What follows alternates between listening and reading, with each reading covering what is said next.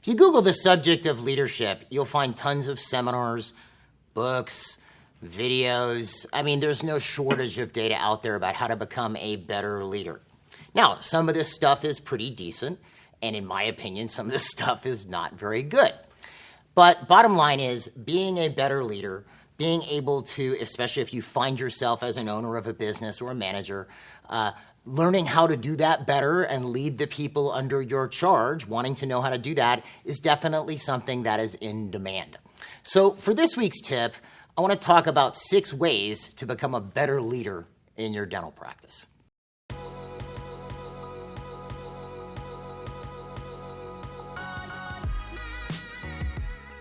So what is a leader? It's somebody who leads or commands a group, an organization, a company, a country, etc.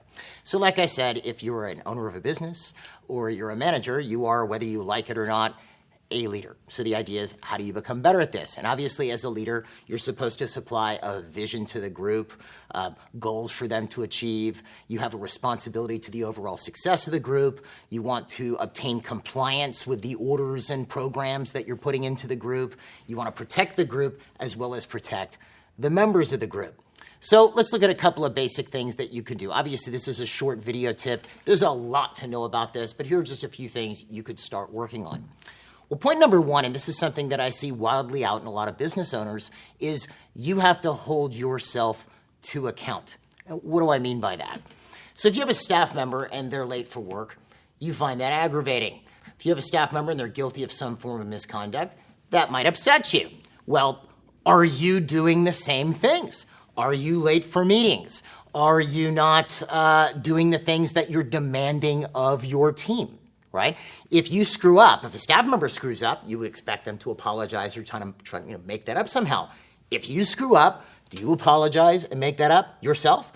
In other words, you have to hold yourself to a higher standard than you hold the rest of the group to. So that means you're on time, you're setting a good example for the rest of the group of how someone should act within the group as the leader. You also have to have an idea of what it is that you're doing. If you're running a business, you have to know what you're doing. This is why we have programs like the MGE Power Program, where we train you as an executive. This is my shameless plug of the tip. I'll put a link to it in the video description. But this is where we train you as an executive. So when you're issuing orders and ideas and things like this for your group to do, it actually makes sense and works. All right, so that's point number 1. What's point number 2? You actually have to care about the people in your group. And what do I mean by that? You don't have to be blindly in love with them or whatever, but you actually have to care about these people. Now, you actually have to like them. And the reason I bring this up is if I find myself in a situation where I have an upset with another group member, I don't let it slide, okay? It's important to me that every member of my group really wins, right? So let's say I have a problem staff member. They're just a problem. If I let them continue to be a problem and do nothing about them, I'm not only letting them mess up the group, I'm betraying my fellow group members, the people that are under my charge, because they're messing up the group, which makes it tougher on the other staff. If you have a receptionist who's not doing their job, and your financial coordinator and your schedule coordinator have to sort of pick up their slack, and you see this, and you do nothing about it, because they're probably not going to say anything, they're going to just try to make things go, you're not doing your job as a leader. You need to take responsibility for that and not let that continue. Now, how would you take responsibility for something like that? So I have this receptionist and they're not doing a good job. Do I just replace them and say nothing to them until I've hired the replacement? Well, I talked about this in a tip a couple of weeks ago. No, I'm probably gonna, sit down with them and say, hey, I have a couple of issues with you. You're messing this, and this up. And if you don't change this, I'm going to have to replace you. I want them to know, because if I give them a warning, then they have a chance to change. I would, of course, prefer that they change. But then also, I'm not walking around ticked off with this person and not saying anything to them. If I see something wrong or they're doing a bad job, I'm going to say something to them and make sure that they actually have an opportunity to fix it. That's why it's also, I tend to get around the group as much as I can so I can kind of see all the people who are working for and with me. Are they doing well? Do they look like they're busy and they're active? Do they look happy on their jobs? Or do they look like they're having a rough time and are stressed out? Because if I don't see these things, how am I going to know if I don't go around and look? This is all part of caring for the group. I also have to make sure that the group members don't get beaten up. I don't mean physically, I mean mentally. And in a lot of cases, when we think of a group member being beaten up mentally, we think of their coworkers, which yes, that could happen if you have these problem staff from time to time.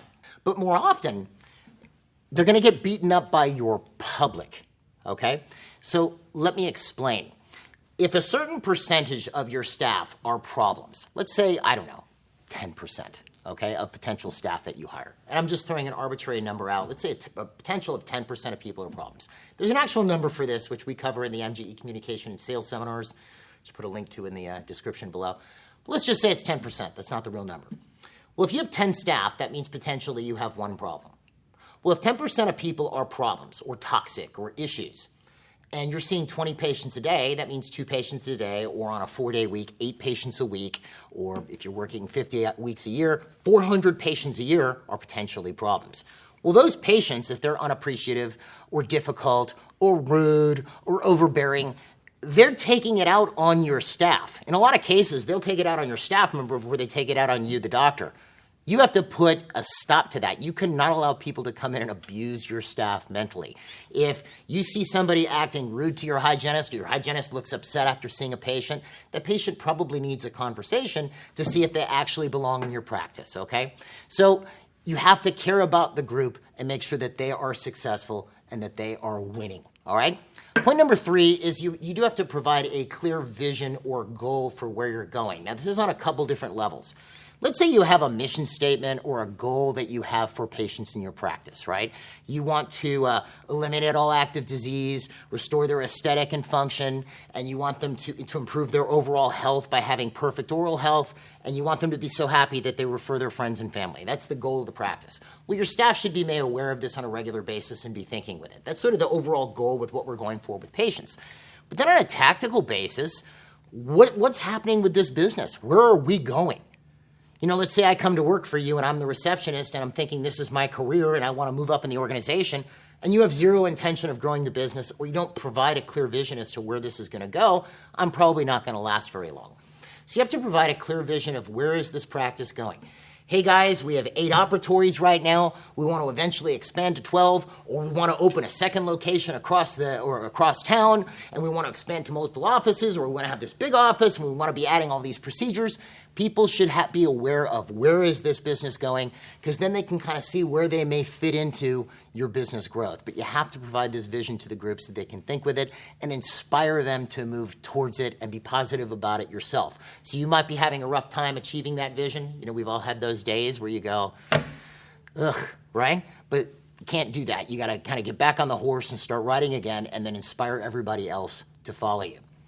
Point number 4, and this is something that's always been a thing for me whenever I've been an executive, is I will never ask somebody to do something that I myself would not do. Now, that doesn't mean I'm going to go do it, right? So if I ask somebody to answer my phones, I have to be willing to answer the phone. If I want someone to go talk to this patient about collecting X amount of dollars that they owe us, or present this $10,000 treatment plan, and I wouldn't want to talk to that person, then I can't ask somebody else to do it. That's sort of like rule number 1 of leadership. Never ask somebody to do something that you yourself would not do. So this tells you something as a doctor owner. If you're in a situation where you're uncomfortable talking to certain patients or discussing finances with patients, and there's all the reasons and justifications in the world you can come up with to make this okay. You know, well, I'm the doctor, I don't talk about finances, this, that, the other. If you're uncomfortable doing that, you're asking somebody else to do it. It's sort of a flunk as a leader. So what that means is you have to get comfortable. This is where we get into those MGE communication and sales seminars. Again, that link is below. We teach you how to get your patients to want what they need. Sorry, I'm promoting a bunch of services as I do this video, but it was just appropriate. All right, next point is you have to have clear-cut policy, and you have to enforce this policy and not let it slide.